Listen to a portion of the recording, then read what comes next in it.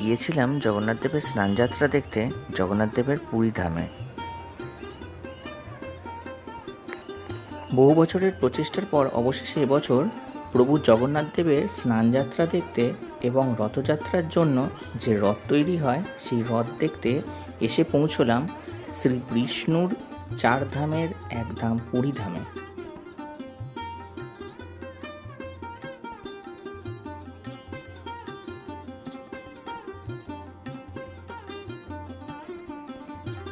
জগন্নাথ মন্দিরের চারিপাশ এখন নতুন করে নির্মাণ করা হয়েছে। মন্দির প্রদক্ষিণ করা তাই আগের থেকে এখন অনেক বেশি সহজ হয়ে গেছে। আজ স্নানযাত্রার দিন, তাই সবার আগে সপরিবারে মন্দিরটা আগে ঘুরে দেখে নিলাম।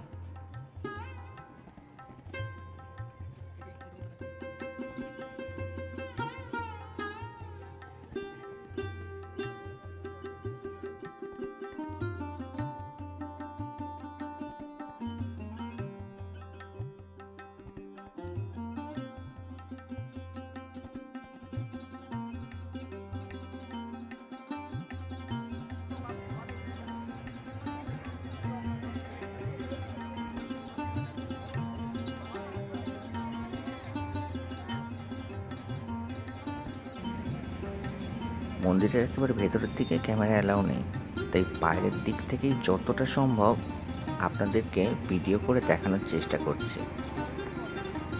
প্রতি বছর এই জায়গায় জগন্নাথ দেবের স্নানযাত্রা অনুষ্ঠিত হয়। তারপর প্রভু জগন্নাথ দেবের জ্বর আসে, 13 দিন ধরে প্রভুর এই জ্বর থাকে। তারপর প্রভুর এই জ্বর নিরাময় হলে প্রভু রথে চড়ে তার মাসির বাড়ি অর্থাৎ গুন্ডিচা দেবীর মন্দিরের উদ্দেশ্যে রওনা দেন।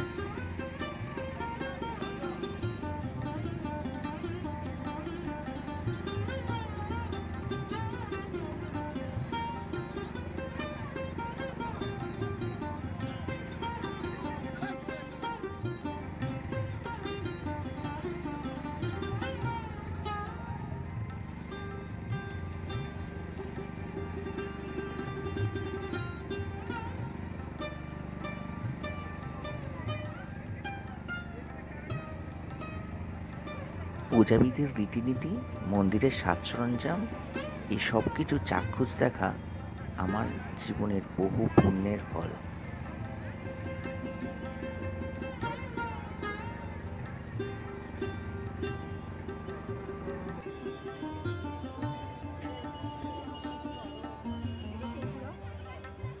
জগন্নাথ দেবের স্নানযাত্রা দেখতে ভারতের বিভিন্ন প্রান্ত থেকে কাতারে কাতারে লোক এসেছে এই মন্দিরে।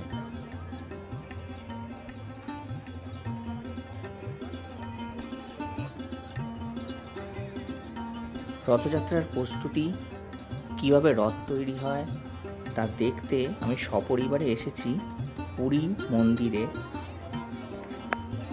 ক্যামেরায় আমার নিজের চোখে দেখা যতটা রথ তৈরির এই অপরূপ দৃশ্য আমি ক্যাপচার করতে পেরেছি তা সবটুকুই আপনাদের সাথে শেয়ার করার চেষ্টা করছি।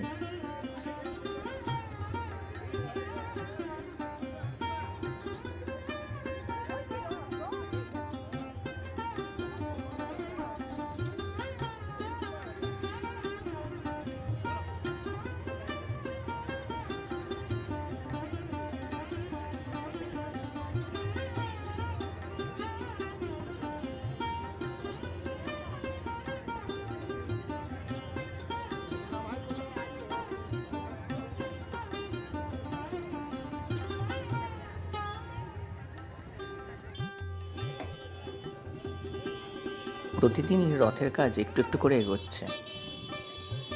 প্রথম দিন এসে একসাথে পুরোটা দেখা তো সম্ভব না, তাই আজ দ্বিতীয় দিন আবারও এসেছি রথ দেখতে সপরিবারে।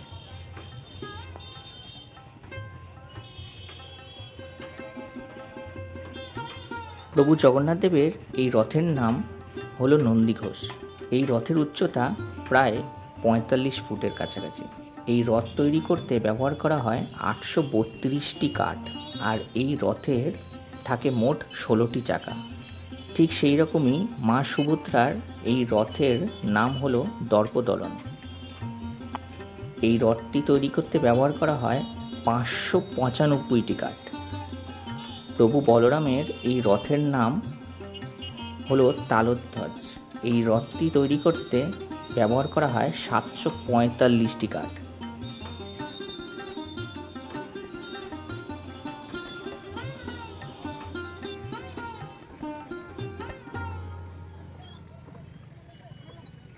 আমার ঠিক সামনে এখানে প্রভুর এই 3টি রথ তৈরির কাজ চলছে।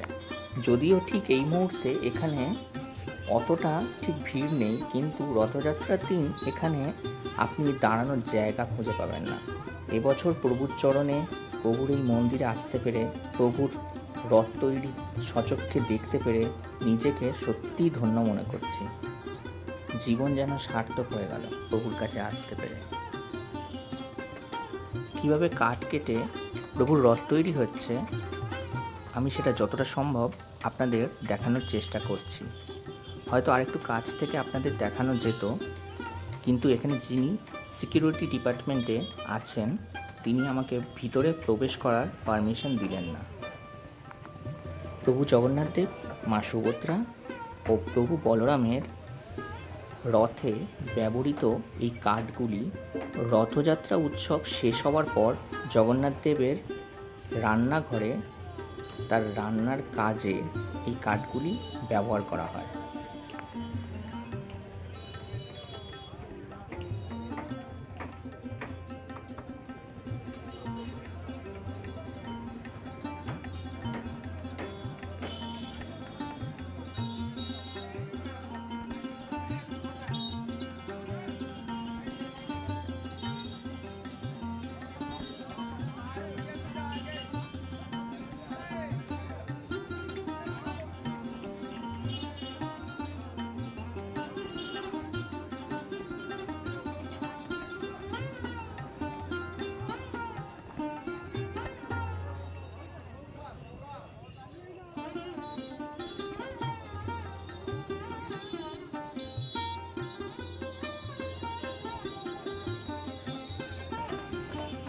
হাতে আর মাত্র কটা দিন, তাই চলছে পুরোদ্যমে রথ তৈরির কাজ। জগন্নাথ দেবের এই রথের রং হয় লাল ও হলুদ রঙের, মা সুভদ্রার রথের রং হয় লাল ও কালো, আর প্রভু বলরামের রথের রং হয় লাল ও সবুজ। এই 3টি রথ তৈরি করতে মোট 56 দিন সময় লাগে। এখানে যারা শিল্পী, যারা রথ তৈরি করছে তাদের কাছ থেকে জানতে পারলাম 5ই জুলাই 2024 এই তারিখের মধ্যেই এদের রথ তৈরির কাজ সম্পূর্ণ হয়ে যাবে। 7 তারিখ রথযাত্রা উৎসব, তার ঠিক 2 দিন আগে এদের কার্য সম্পন্ন হয়ে যাবে।